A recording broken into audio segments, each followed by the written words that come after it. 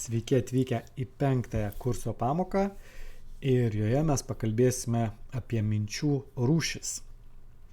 Tiesiog dar noriu šiek tiek priminti, apie ką kalbėjau praeitoj pamokoje, kad mes kalbėjome apie agregorus, apie jų tipus, kaip nuo jų atsijungti, kaip matricos architektai jie kaip kuria įvairiausius scenarius, kaip juos atpažinti, kaip juos...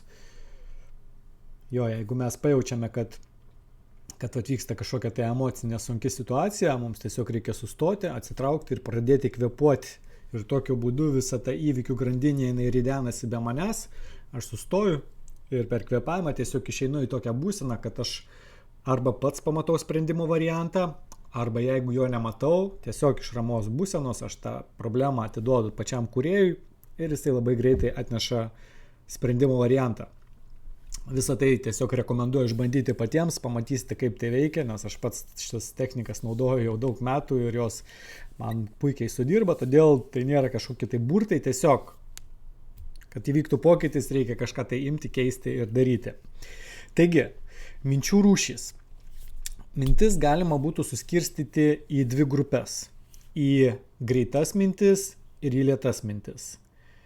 Per dieną pas žmogų prasisuka tūkstančiai įvairiausių minčių, ypač pas moteris labai daug tų minčių, žymiai daugiau negu pas vyrus, bet esminis skirtumas tarp tų minčių yra tas, kad vienos mintys yra greitos, o kitos mintys yra lėtos. Tai greitos mintys tai yra tokios kaip minčių šiukšlės, kurios jos labai trumpai, jos ilgai neužsibūna, jos tiesiog ateina ir išeina labai greitai, reiškia, tai gali būti kažkokia tai paviršutinė informacija, kažkokios tai žinios, ar kažkokios tai apkalbos, ar kažkokios tai nuogirdos, ar tiesiog kažkokia reklama. Tai yra informacija, kuri trumpai atėjo ir greitai išėjo. Reiškia, tos mintis, aš tai minčiai nesuteikiau jokio emocinio fono. Ir yra lėtos mintys.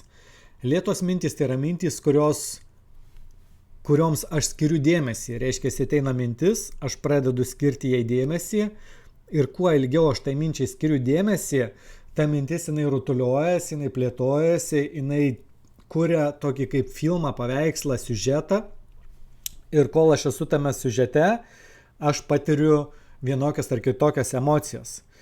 Ir tas siužetas gali būti vėlgi dvejopas lėtų minčių. Arba tai gali būti siužetas iš praeities, kur man realiai rodo kažkokią tai situaciją, kuri jau įvyko ir aš išgyvenu tos pačius jausmus per naują ir per naują ir per naują. Reiškia, aš išgyvenu kažkokią emociją nuolatos, nes mintis man suka kažkokį tai scenarijų, kuris jau yra įvykęs. Ir kiekvieną kartą man rodo tiesiog tą patį ir aš matydamas tą scenarijų išgyvenu tos pačius jausmus. Arba ta pati mintis lėta gali kurti ateities scenarijų, kurių irgi iš tikrųjų gali būti labai daug, jie gali būti įvairūs, bet kiekvieną kartą, kada man tas scenarijus yra kuriamas ir aš į jį įeinu, įsileidžiu, jisai man sukuria vienokius arba kitokius jausmus. Reiškia, aš irgi patiriu emocijas, būdamas lėtose mintyse. Tai greitos mintys, kaip ir sakiau, jos tokios šiukšlinės mintys, jos neturi jokios realiai reikšmės, jos tiesiog atėjo ir išėjo. O lėtos mintys yra tos, kurios pereina į prisiminimų arba ateities kūrimo scenarijus, kurie sukelia man įvairius jausmus. Tai užduotis yra išsigryninti, kokius scenarijus mes sukame lėtomis mintimis. Reiškia, dienos pabaigoje reikia išsirašyti visas mintis, kokias tik tais galite prisimti. Vakare pasiimate popieriaus lapą, sąsiuvinį, tušinuką ir pradedate rašyti visas mintis, kokios buvo jūsų dienoje. Kada jūs išsirašysite visas mintis, tiesiog ką išeina prisiminti, visas mintis. Apie tą galvoju, apie tą. Kada jūs turite visas mintis, geriausia tai daryti tiesiog pradedant prisiminti įvykius nuo ryto ir eiti per dieną tiesiog užsimerkėt ir tas buvo, apie tą galvojau. Ir kada jūs pasidarysite sąrašą minčių, apie ką galvojate, jūs tada matysite, kad vienos mintys yra greitos, kitos yra lėtos. Reiškia, ties greitom, jūs tada tiesiog suklasifikuojate šitas mintis, prie greitos minties tiesiog pasirašote G raidę, prie lėtos minties pasirašote L raidę. Ir iš visų tų minčių sąrašo jūs išsigryninsit, kurios yra lėtos, kurios yra greitos. Ir kada jūs išsigrininsite visas lėtas mintis, sekanti užduotis prie lėtų minčių pasirašyti, kokią emociją jums sukėlė ta lėta mintis. Reiškiasi, greitos mintys, jos skiriasi tuo, kad jos neturi emocijos. Jūs joms neskiriate dėmesio, jausmų, emocijų, jinai tiesiog atėjo iš jo, reiškiasi, jinai yra tuščia, joje realiai nėra nieko. Tai prie tokios minties jūs nieko ir nerašysite. Bet prie tų minčių, kurios peraugo į scenarijų, jūs pasirašysite, kokius jausmus jūs jautėte prie tų minčių. Ir pamatysite, kad galiausiai tų minčių gali būti labai daug, lėtų minčių gali būti daug, kurios tenais kuria praeities scenarijus arba kuria ateities kažkokias tai vizualizacijas. Tų scenarijų gali būti labai daug. Bet emocijos, kurias patiriame prie tų minčių, jos bus tik tais kelios. Ir tada, kada jūs prie kiekvienų lėtų minčių susirašysite emocijas, jūs pamatysite, kad tos emocijos jos kartojasi. Nes jų iš tikrųjų nėra tiek daug. Pagrindinės emocijos, kurios realiai yra pas praktiškai visus, tai yra baimės jausmas, tai yra pykčio jausmas, yra kalties jausmas, gėdos jausmas. Šitie jausmai, jie yra pagrindiniai ir tos emocijos, kurios iššaukia tos jausmus, jos visą laiką prasidės su lėtomis mintimis. Tai užduotis yra, išsirašius visas mintis, suklasifikavus jas į greitas ir lėtas, išsigryninti emocijas, kokius jausmus tos emocijos sukelia. Reiškia, ta prasme, kokius jausmus sukelia tos mintys. Ir kada jūs pamatysite tos jausmus, pamatysite, kad kažkiek labai daug pykčio, pavyzdžiui, jaučiau, arba labai daug baimės jaučiau, arba labai daug gėdos jaučiau, arba kalties jaučiau. Sekantis momentas, mums reikia išsigryninti, kur mes tai jautėme. Nes kiekvienas jausmas, jisai turi kūne vietą. Reiškia, jausmas, jisai kažkur tai kūne gyvena. Jeigu mes į jausmus niekada nekreipiame dėmesio, mes tiesiog to neatpažįstame. Bet jeigu pradedi stebėti savo mintis, pradedi stebėti, kokias emocijas sukelia tos mintys, pradedi stebėti, į kokius jausmus pereina tos emocijos, pamatysi, kad tie jausmai, jie kažkur tai kūne gyvena. Gali būti širdies zonoje, gali būti ant pečių, gali būti pilve, gali būti ant rankų, gali būti galvoje, gali būti netgi visame kūne. Reiškiasi, jausmai turi savo vietą kūne. Jie tiesiog tenais gyvena. Ir kada mums yra nemalonu dėl kažkokios tai emocinės būklės, tai yra mums nemalonu dėl to, kad tas jausmas mums kelia tą nepatogumą. Tas jausmas, kuris yra glaudžiai susijęs su lėtomis mintimis, kada mes įsileidžiame scenarijų į savo galvą, kažkokį siužetą, ar praeities, ar ateities, nesvarbu. Esmė, kad tas siužetas mums sukelia jausmus. Ir tie jausmai, kadangi jie turi kūne vietą, jisai gali, pavyzdžiui, gniaužti, jisai gali spausti, jisai gali durti, jisai gali išsireikšti labai įvairiomis formomis, bet esmė, kad mes tai jaučiame savo kūnu, mes jaučiame emocinį kūną. Reiškiasi, lėta mintis per emociją pereina į jausmą, kuris gyvena kūne. Ir kada mes esame nemaloniame jausme, tas jausmas ir sukelia visą tą skausmą ir nepatogumą. Tai užduotis išsigryninti per lėtas mintis, kokias emocijas mes patiriame ir kaip tos emocijos pereina į kokius jausmus. Ir kada mes surandam tuos jausmus, mes surandam jų vietą kūne.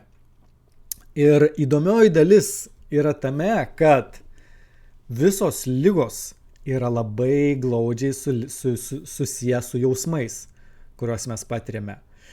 O tie jausmai yra labai glaudžiai susiję su mintimis, kurios tuos jausmus sukelia per praeities arba ateities iliuzijas.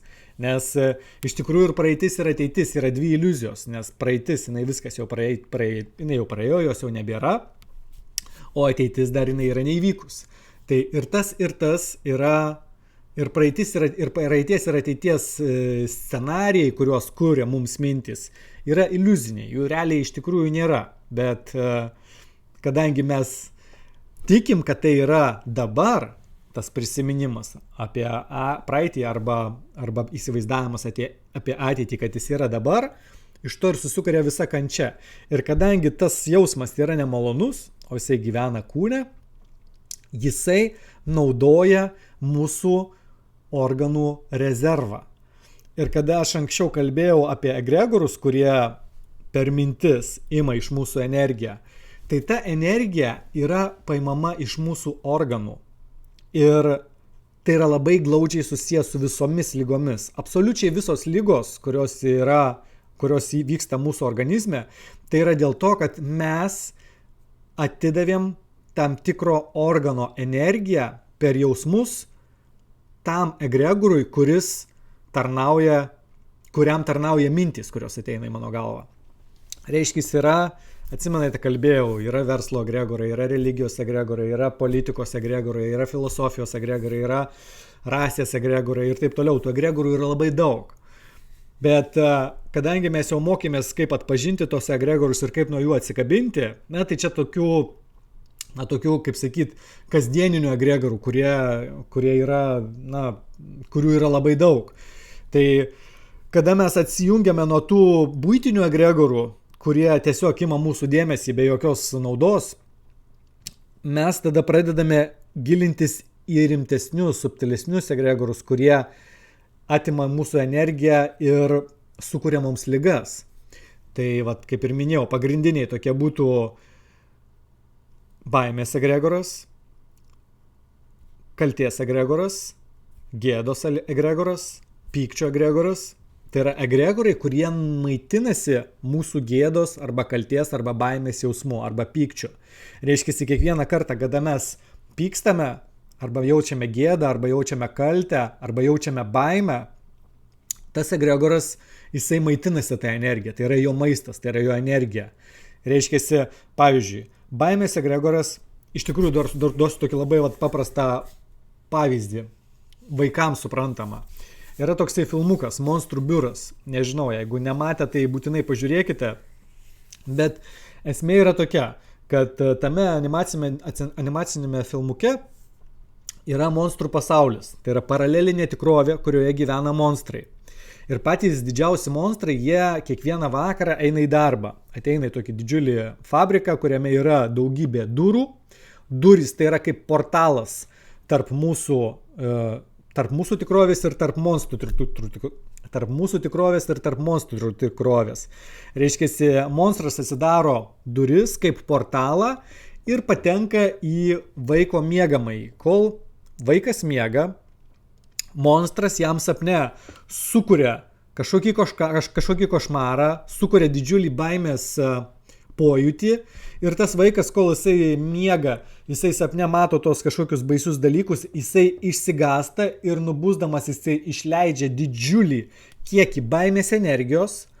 Ką daro monstras? Monstras turi tokį konteineriuką, jisai su tuo konteineriuku susiurbia visą baimės energiją, kurią ištransliavo vaikas. Ir jisai su to konteineriuku grįžta per tas pačias duris per portalą į savo tikrovę, į monstrų pasaulį. Ir tą baimės energiją jisai priduoda į bendrą viso fabriko variklį kaip generatorių, iš kurio sukasi visas miestas, iš kurio visas monstrų miestas gauna energiją. Jie ten turi elektrą, apšviestos gatvės ir taip toliau. Reiškia, ta energija yra jiems yra labai svarbi, nes jeigu tos energijos nebūtų, jeigu tos energijos nebūtų, tas miestas jis tiesiog neegzistuotų.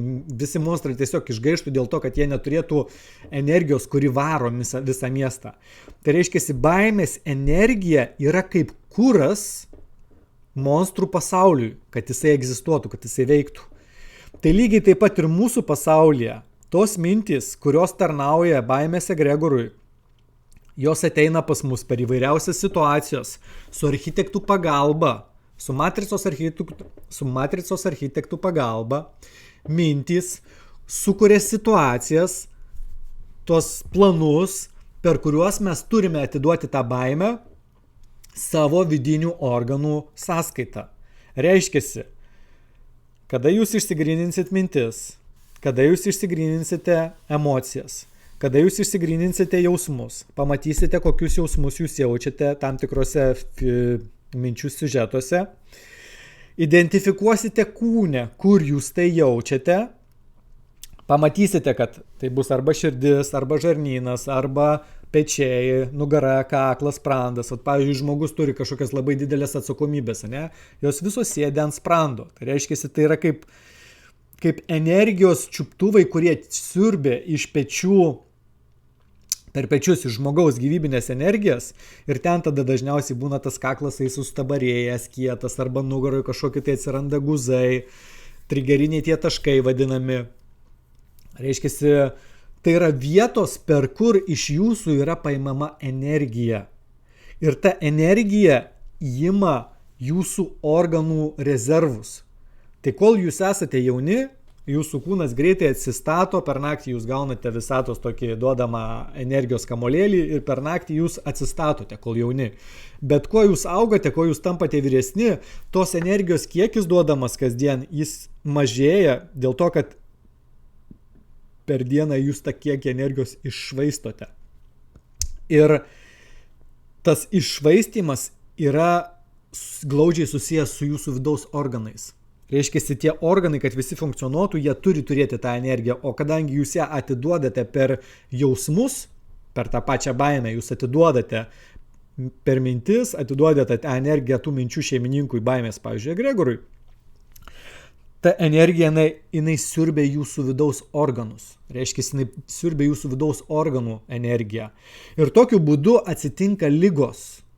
Reiškia, visos ligos yra labai glaudžiai susiję su jūsų mintimis, nes per jas ta energija atitenka tų minčių egregorui, tų minčių šeimininkui. Tai užduotis yra identifikuoti visus jausmus, visus jausmus ir jų lokaciją kūne. Ir kada jūs surasite, kur kūne tai yra, sekančioje pamokoje aš jums parodysiu, kaip galima greitai nutraukti šitą energijos atidavimą ir išsaugoti sveikus organus. Nes jeigu jūs nekontroliuojate savo jausmų, jeigu jūs nekontroliuojate minčių, kurios ateina ir kuria jums scenarijus, jūs nuolatos prarandinėjate energiją savo vidaus organų sąskaitą. Ir kada jau tie organai nespėja atsinaujinti, tada atsitinka ligos. Tai užduotis yra atsekti jausmus ir rasti jų vietą kūne. Tai šios dienos pamoka, iš tikrųjų šios dienos yra daug pamokų, tai dar kartą išvardinsiu nuo pradžių. Mes aptarėme, kad yra greitos mintis ir lėtos mintis, tai mes dienos pabaigoje išsirašome visas mintis, susiskirstom, kurios greitos, kurios lėtos, prie lėtų minčių susirašome emocijas, kokias mes jaučiame, kada ateina tos lėtos mintis, prie tų emocijų pasirašome jausmus, į kokius jausmus perauga tos emocijos, ir kada mes turime jausmus, labai paprastai tiesiog užmerkite akis, prisimenate tą jausmą, kurį patirėte, kai sukasi toks vienoks arba kitoks scenarius, ir stebite kūne, kur jūs tą jausmą jaučiate. Tai šiai pamokai būtų tiek, ir sekančioje pamokoje aš jums papasakosiu, kaip mes galime sustabdyti šitą jausmų energijos atėmimą per jausmus iš mūsų organų. Tai namų darbų nemažai šiam kartui, bet Labai tikiuosi, kad juos atliksite sąžiningai, išsigryninsite, per mintis išsiaiškinsite jausmus, kurie gyvena ir tada mes galėsime judėti toliau. Tai taip pat lauksiu jūsų išgrynintų jausmų su lokacijomis kūne aprašymais. Tiesiog, kad parašytumėte po šio video, radau tokį jausmą ir jis gyvena čia. Radau tokį jausmą, jis gyvena čia. Radau tokį jausmą, jis gyvena čia. Ir pamatysite, kad pas skirtingus žmonės tie patys jausmai gali gyventi skirtingose kūno vietose, dėl to ir lygos pas visus būna įvairios, skirtingos.